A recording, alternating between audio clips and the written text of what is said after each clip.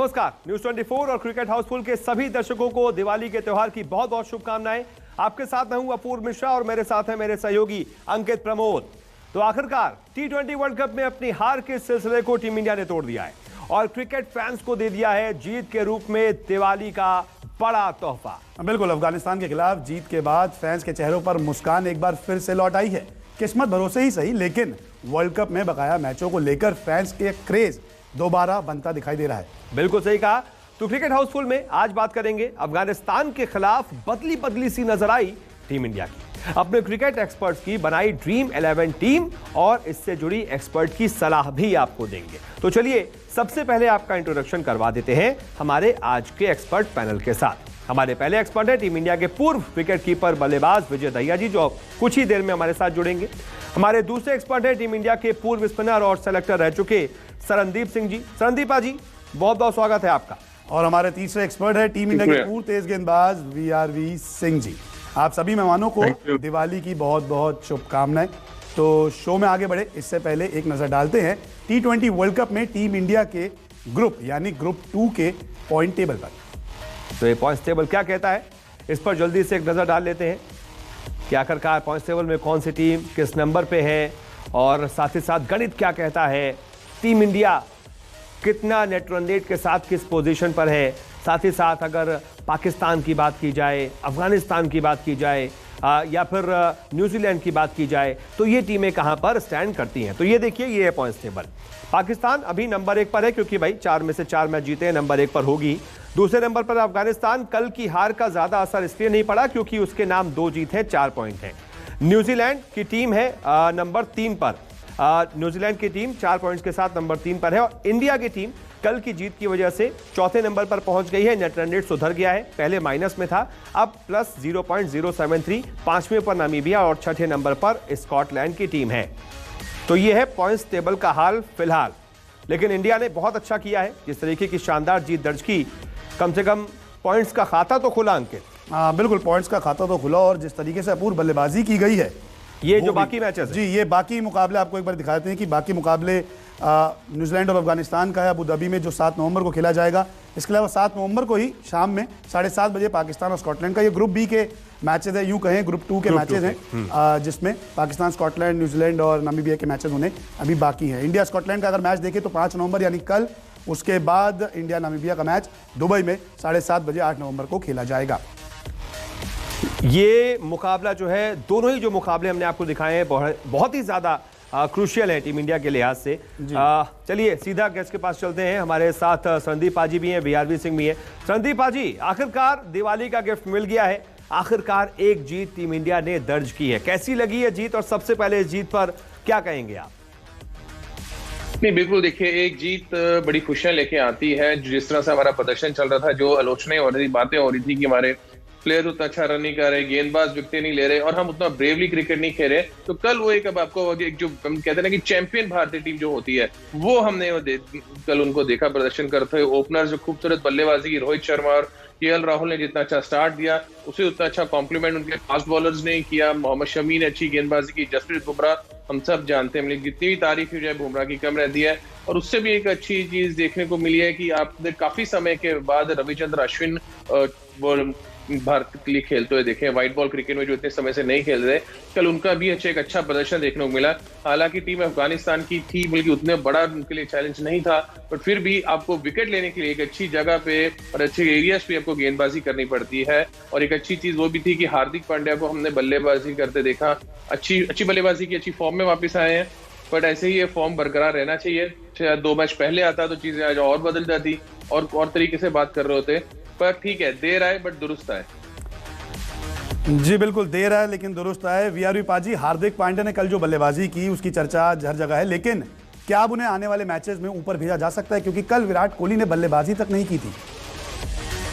देखिए, सिचुएशन बनती है तो जरूर भेजना चाहिए। जब भारत में 140 का एक पार्टनरशिप होगी थी KL और रोहित की, तो डेफिनेटली उनका और ऋषभ पंत का ही बनता था। मैं पहले भी बात करता हूँ कि हाई स्ट्राइक रेट से खेलते हैं दोनों बल्लेबाज, तो भारत के जो टीम मैनेजमेंट के दिमाग में भी, तो जितने रन जहाँ से ज्यादा बना सकते हैं रन रेट को दिमाग में रखते हुए, तो बहुत बढ़िया डिसीजन था। और डेफिनेटली जो से वहाँ पर जिस तरीके के मैनेजमेंट और कोहली का डिसीजन था बहुत बढ़िया था कि उनको वहां भेजा, और उन्होंने उसको साबित भी किया, जाकर अच्छी बल्लेबाजी की, कम बॉलों पे ज्यादा रन बना के दिखाए। मेरे ख्याल 200 से ऊपर की स्ट्राइक रेट थी उनकी।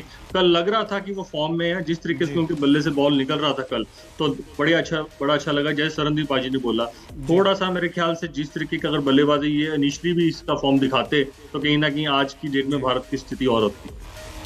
जी सरनदीप पाजी, जिस तरीके से अब हार्दिक पांड्या की हम बात करते आए हमेशा अपने शो में, हार्दिक पांड्या की गेंदबाजी भी लय में दिखी है, स्पीड से गेंदबाजी करा रहे हैं। ऐसा नहीं है कि बस रनअप लेके वो 1 या 120 से 130 तक गेंदबाजी कर रहा है, अच्छी स्पीड से वो गेंदबाजी कर रहे हैं। बल्लेबाजी उनकी कमाल की हो गई। ऐसे में अब वो एक्स फैक्टर साबित हो सकते हैं आने वाले 2 मैचेस में। नहीं, बिल्कुल हो सकता है। देखिए, अब स्कॉटलैंड नामीबिया के सामने अगर वो उतनी तेज गेंदबाजी ना भी करें, सर एक लाइनो लेंथ पे भी डालें, तो वही एक एक्चुअली जरूरत होती है आपको कि आप किस जगह पे, किन एरियाज पे आप गेंदबाजी करते हो। चलो भाग अच्छा रहते, लेकिन दिए फिर भी 2 में 23 है, क्योंकि काफी समय के बाद गेंदबाजी कर रहे हैं, वो लय नहीं मिलती, माइंड कुछ कह रहा होता है बट बॉडी आपको सपोर्ट नहीं कर रही होती है, उसके साथ वो उस जगह पे ठिकाने पे गेंदबाजी नहीं हो रही होती है। तो वो है कि जैसे जैसे डालते रहेंगे मैचेस में, वैसे वैसे वो कॉन्फिडेंस आता रहेगा, विकेट टेकिंग डिलीवरीज डालनी शुरू कर देंगे। और बैटिंग तो हम बैटिंग जानती है, बैटिंग करते ही बड़ी जबरदस्त है, बट काफी समय से उतनी अच्छी बैटिंग नहीं हो रही थी। जो बवाल में वो रहते थे, जो बात उनकी चर्चा में चल रही थी, वो इंजरीज की वजह से चलती रहती थी। वो कि ऐसा था, फॉर्म किसी का भी ऊपर नीचे हो सकता है, लेकिन आप गेंदबाजी नहीं कर रहे हैं और आपके लिए कहा जा रहा है कि आप गेंद फिट आप ऐसे बैट्समैन खिलाना चाहते हैं, तो वो एक चर्चा का विषय रहता था। फॉर्म तो हर बड़े प्लेयर का आना जाता रहता है, वो उसमें कोई बड़ी बात नहीं है। और जरूर अगले मैचों में देखेंगे, जिस तरह से कल हार्दिक ने बल्लेबाजी की है स्कॉटलैंड नामीबिया के सामने, अगर मौका मिला तो, क्योंकि अगर जिस तरह से केएल राहुल और ये लोग बल्लेबाजी कर रहे हैं, तो शायद यही 20 के 20 ओवर ही खेल जाए, मुझे तो लगता है। बिल्कुल सही कह रहे हैं आप। और ये जो जीत मिली है, इसकी वजह से सेमीफाइनल में पहुंचने की भी उम्मीदें हमारी बरकरार हैं, क्योंकि हमें अफगानिस्तान को 63 से ज्यादा रनों से हराना था, वो हमने कर दिया है। अब सेमीफाइनल में हम कैसे पहुंच सकते हैं? आने वाले दोनों मैचों को बड़े अंतर से जीतना पड़ेगा, कम से कम 60-60 रनों से जीतना पड़ेगा। इसके बाद उम्मीद करनी पड़ेगी, दुआ करनी पड़ेगी अफगानिस्तान न्यूजीलैंड को हरा दे। भारत का आखिरी मैच नामीबिया से होगा, उससे पता होगा नामीबिया को हराना है, कितने रनों से हराना है, क्या इक्वेशन है। 6 पॉइंट्स भारत के हो जाएंगे अगर उसने बाकी के 2 मैच जीत लिए। भारत का नेट रन रेट बाकी टीमों से ज्यादा हो जाएगा अगर अफगानिस्तान ने न्यूजीलैंड को हरा दिया। लेकिन सबसे पहले तो आने वाले दोनों मैचों को बड़े अंतर से जीतना पड़ेगा, यह सबसे ज्यादा जरूरी है। तो क्या जिस तरीके से हमने अफगानिस्तान को बड़े अंतर से हराया, क्या वही हम कर पाएंगे या फिर नहीं?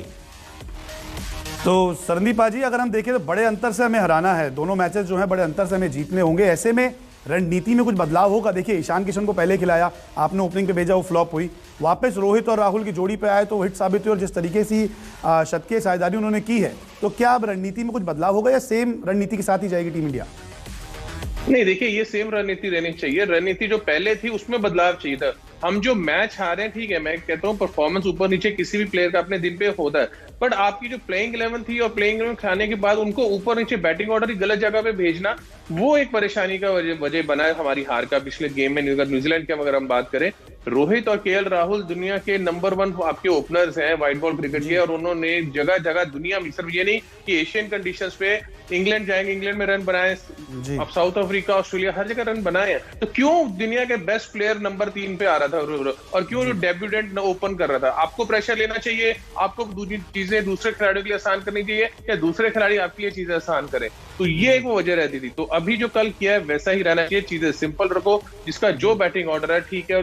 और विराट कोहली ने अच्छी चीज की कि हार्दिक पांड्या उसको ऊपर भेजा कि 5 ओवर रह गए, आप जाके फ्रीली खेलिए, मारिए भी, उनका भी कॉन्फिडेंस में आना जरूरी था, क्योंकि अब आप अफगानिस्तान, नामीबिया, स्कॉटलैंड के सामने आप चांसेस ले सकते हैं। अपने बैटिंग ऑर्डर को खुद नहीं किए थे, किसी और को भेज के रन कर सकते हैं। तो विराट कोहली कभी भी आगे रन बना देगा, उसकी वो इतनी चिंता नहीं है।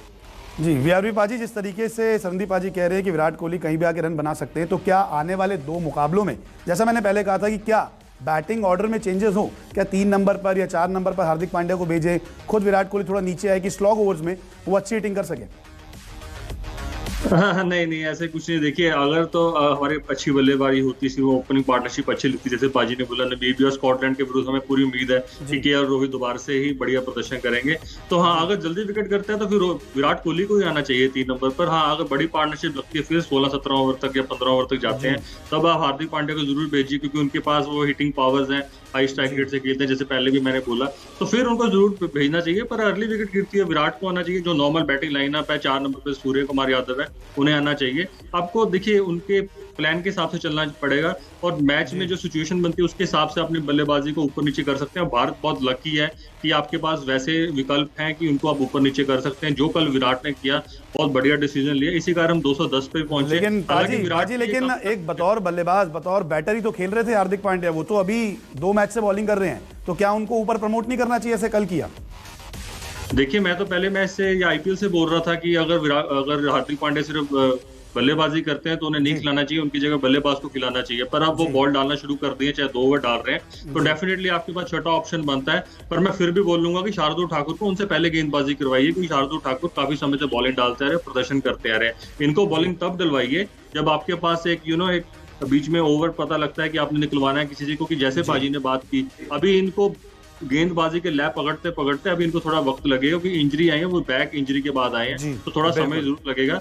पर बीइंग ऑलराउंडर कल इन्होंने बढ़िया प्रदर्शन किया, 2 ओवर जरूर डाले, पर अगले मैच में ये देखना चाहूंगा कि थोड़ा सा एक आधा ओवर एक्स्ट्रा डलवाएं और बढ़िया लय से और भागें और बिल्कुल अच्छी लय से थोड़ा सा और बॉलिंग डालें। ठीक बात है, हार्दिक की बात तो हो गई। एक और कमाल लाजवाब इनिंग्स थी कल संदीप पाजी, जिसका नाम है केएल राहुल। कमाल लाजवाब राहुल, उनके बल्लों से रन आना बहुत जरूरी था, क्योंकि वही एक बल्लेबाज है जो इन्हीं पिचेस पर पिछले 2 साल से 600 से ज्यादा रन बना रहा था, और वो दोनों मैच में फ्लॉप था। कम से कम वो आया है अच्छे से फॉर्म में, तो हमें आगे के मैचेस में भी उम्मीद जगेगी कि अब आगे आए तो वह हर मैच में परफॉर्म करेगा। नहीं बिल्कुल, देखिए कल भी 100 बनाने का अच्छा मौका था उनको, लेकिन जब वो अपनी प्रॉपर नॉर्मल क्रिकेटिंग शॉट्स खेलते ऊपर आके, तब ये कितने खूबसूरत लगते हैं दोनों, रोहित शर्मा और केएल राहुल। ऐसा लगता है कि बस ये दोनों बल्लेबाजी करते रहे और टीवी के आगे बैठ के बस देखते रहे कि बल्लेबाजी खत्म ना हो, यही पूरे बल्लेबाजी का। तो वही चीजें अब इनको कल करनी है। जहां कल भी अच्छी 80 रन बनाए, बैठ के स्वीप शॉट मारने लगे, फुल टॉस और बोल्ड हो गए, अगर उसको खड़े खड़े सामने मारते तो 100 बनता, वो एक 100 से अलग कॉन्फिडेंस आता उनके अंदर। लेकिन ठीक है, T20 आप इम्प्रोवाइज करते रहते हैं, बट अब जब नेक्स्ट गेम आप स्कॉटलैंड के साथ खेलेंगे, आपको एक बड़े मार्जिन से जीतना है, तो एक बार फिर वो रिस्पॉन्सिबिलिटी रोहित को और लेनी पड़ेगी, केएल राहुल को लेनी पड़ेगी, विराट कोहली को लेनी पड़ेगी, कि हम लोग एक बड़ी पारीज खेलें। अगर कोई भी ओपनर दोनों में से या पहले 3 बैट में से कोई लंबा खेलता है, तो कोशिश करनी चाहिए 14-15 ओवर तक जाए। मेरा हमेशा मानना रहता है कि एक सेट बैट्समैन 15 ओवर तक जाता है, तो फिर स्कोर बोर्ड पे स्कोर आपका 180-190 के ऊपर लगता है। तो अगर कल भी आप जीते हैं, पहले बल्लेबाजी कीजिए, कोशिश कीजिए स्कोर 200 के आसपास लगाने की, कि वो स्कॉटलैंड के सामने आपको बहुत बड़ा टास्क नहीं, इतनी मुश्किल चीज नहीं है करनी। और फिर उनको आप 100 के अंदर अगर आउट कर देते हैं 100 के अंदर, तो फिर देखिए आपकी एवरेज आ जाती है, और फिर देखिए उम्मीदें दोबारा से जग जाएंगी। तब बिल्कुल सही बात है, काश जो आप कहते जा रहे हैं ऐसा ही होता जाए पाजी। चलिए अब आज के मैच की बात कर लेते हैं। कुछ ही देर में शुरू हो जाएगा ऑस्ट्रेलिया और बांग्लादेश का मुकाबला। दोनों के लिए ही जीत बड़ी जरूरी है, और ऑस्ट्रेलिया तो तीसरे नंबर पर है, उससे दूसरे नंबर पर आने के लिए, सेमीफाइनल के लिए क्वालिफाई करने के लिए बड़ी जीत बहुत जरूरी है। तो ग्रुप 1 का पॉइंट्स टेबल एक बार जरा आपको दिखा देते हैं। ये दोनों ही टीमें ग्रुप 1 में किस किस पोजीशन पर है, तो आपको अंदाजा लग जाएगा कि कितना इंपॉर्टेंट ये मुकाबला है। ग्रुप 1 का पॉइंट्स टेबल अगर हम देखें तो इसमें सबसे ऊपर इंग्लैंड है, क्योंकि 4 में से 4 मुकाबले जीते हैं। दूसरे नंबर पर अफ्रीका है, तीसरे नंबर पर है ऑस्ट्रेलिया, जिसका 4 पॉइंट्स है, लेकिन नेट रन रेट -0.627 है। अगर ऑस्ट्रेलिया आज का मुकाबला जीतता भी है तो उसे बहुत बड़े अंतर से जीतना पड़ेगा। ये मानकर चलिए अगर 100 रन से जीतेगा तभी अफ्रीका को नेट रन रेट के मामले में पछाड़ पाएगा। सबसे आखिर में बांग्लादेश, उसको अपनी जीत का खाता खोलना है, तो आज का मुकाबला जीतना ही पड़ेगा। अब सबसे पहले आपको ड्रीम 11 दिखा देते हैं इसी मुकाबले की। संदीप पाजी की ड्रीम 11 सबसे पहले आपको दिखाते हैं। उनकी टीम में कौन कौन से खिलाड़ी हैं, फिर उनकी टीम देखकर आप भी अपनी टीम बना लीजिएगा। लिटन दास है संदीप पाजी की टीम में, इसके अलावा है डेविड वार्नर और उनको बनाया है पाजी ने कप्तान। मुशफिकुर रहीम है, इसके अलावा है Aaron Finch, Glenn Maxwell, Maxi IPL में ताबड़तोड़ बल्लेबाजी की थी, Ashton Agar left arm orthodox, Mehdi Hasan और इनको बनाया है वाइस कैप्टन। बल्लेबाजी गेंदबाजी दोनों से कमाल करते हैं। जॉश हेजलवुड, इसके अलावा है मिचेल स्टार्क, एडम जैम्पा और है तस्कीन अहमद। चलिए वीआरवी पाजी की एक बार टीम आपको दिखाते हैं इसी मैच की। वीआरवी पाजी ने आखिरकार अपनी ड्रीम 11 में किन 11 खिलाड़ियों को मौका दिया है, क्योंकि ये मैच काफ़ी रोमांचक होने वाला है। तो वीआरवी पाजी की टीम देखें तो लिटन दास इसकी टीम में है, इनकी टीम में। इसके अलावा डेविड वार्नर वाइस कैप्टन बनाए गए हैं, फॉर्म में लौटते हैं महमदुल्लाह इनकी टीम में शामिल है। इसके अलावा एरॉन फिंच ऑस्ट्रेलिया के कप्तान, इनको भी वीआरवी पाजी ने जो है मौका दिया है। ग्लेन मैक्सवेल को कप्तान बनाया, शायद गेंदबाजी और बल्लेबाजी को देखते हुए। एस्टन एगर जो एक शानदार गेंदबाज हैं। इसके अलावा Marcus Stoinis allrounder, Mehdi Hasan. इसी के साथ अगर हम देखें तो मिचेल स्टार्क, इनसे उम्मीदें होगी आज ऑस्ट्रेलिया को जल्दी विकेट दिलाए। एडम जैम्पा स्पिनिंग ट्रैक है तो स्पिनिंग ट्रैक पर विकेट, और इस्लाम।